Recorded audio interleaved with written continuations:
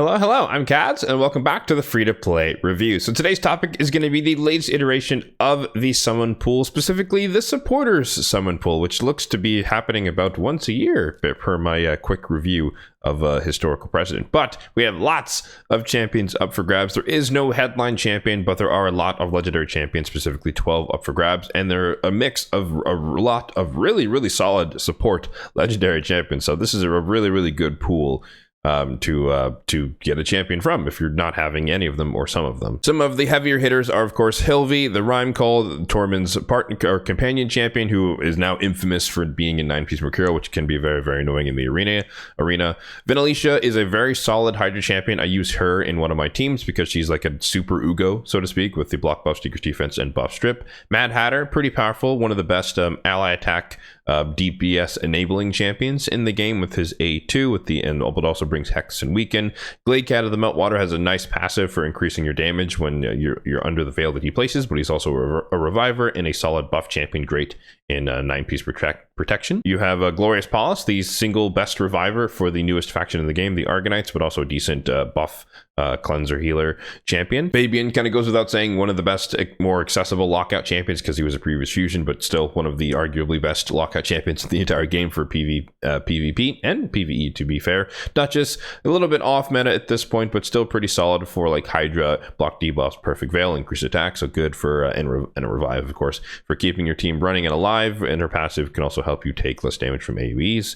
And then Grand Oak Patrick here is decent, one of the better ally attack champions, specifically for Fire Knight. Really good speed aura in dungeons for Fire Knight, but also he restores destroyed max HP, which the Fire Knight does destroy, and then he also has the ally attack, and the cooldown reduction on the A1 is kind of nifty as well. So by my count, at least 2/3 of the legendary options here from the summon pool are good pickups, so that's a pretty good sign, at least, you know, insofar as if you happen to get a legendary from your summons here in the summon pool. For the epics, the trend honestly does continue fairly well. You got Mordecai, still probably the best contactless epic AoE HP burn champion. Cornelia is decent in Sand Devil. I know a lot of people give credit to Chronicler Adolin, but Cornelia has been around for a long time, and she's been affinity friendly, placing the sleep for on a 3-turn cooldown for ages. But basically the same thing. If you're a fan of Chronicle Adolin, you don't want to worry about decreased speed. She's your next best thing. Crowd in the blue, MVP for a hard mode Fire Knight. I use him in my team. You've got Galapagos or Galapo, I think is his actual name, but a cool reviver for the Lizardman. You've got Tagore, overrated, as I always like to say, but still a decent healer and reviver for the Orcs faction. Dexicos is the epic, more accessible reviver for the newest faction of the game, the Argonites, so he'd be good to pick up just for future content, future restrictive content, and or future the future crypt being open. Ugo, we talked about her being the weaker version of Vinalicia, but if you don't have Vinalicia, then Ugo is your next best thing for Digger's Defense and block buffs. Venomage, one of the strongest hero reduction champions in the game because it is on a 3-turn cooldown for a 3-turn duration.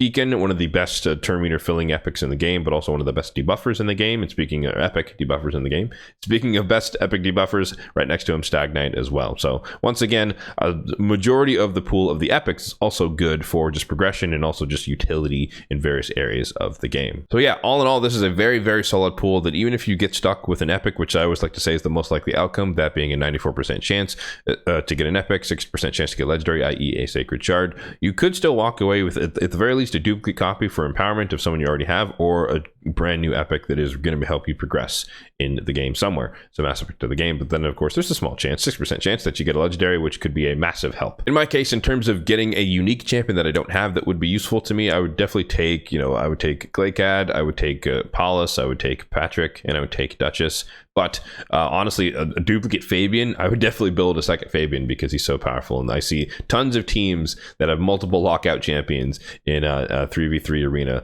on a regular basis. Now, of course, at the time of this recording, there's only a day and a half left in the summon pool, but I do always like to wait until there is a published event in the game that shows that we have access to a free shard, because again, this is the free-to-play review. So if there's no free Prism Shard to get, then there's not much for us as free-to-play players to talk about. But thankfully, they did eventually start the tournament here, the Sand Devil Turn Attack tournament, and you can see that I've already made significant progress, basically done. But yeah, in this case, I am definitely going for this one. I talked about, you know, a handful of champions that I don't have from this pool, but also champions who I wouldn't mind getting from this pool. So there was a decent incentive for me to want to participate in the summon pool. Plus, there was the added bonus of, even though we're in the middle of the Masahiro Fusion, I finished the Fire Knight tournament just because I had an influx of energy on the first day that I finished Fire Knight in the first day, all 2,250 of the points. And so I basically had a couple of down days where the first day I spent just farming Minotaur, and then the second day was the beginning of the Sand Devil Turn Attack, so I just used all my energy for that day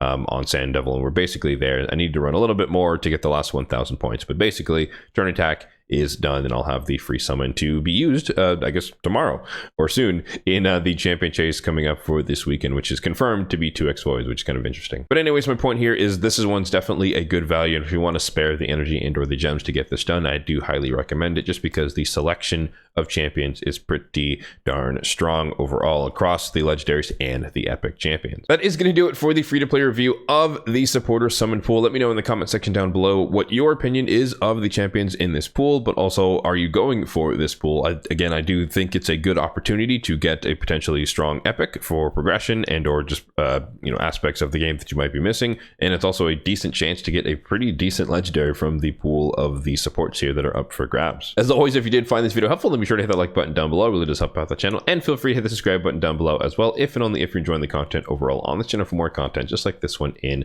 the future. Thanks for watching, and have a good one.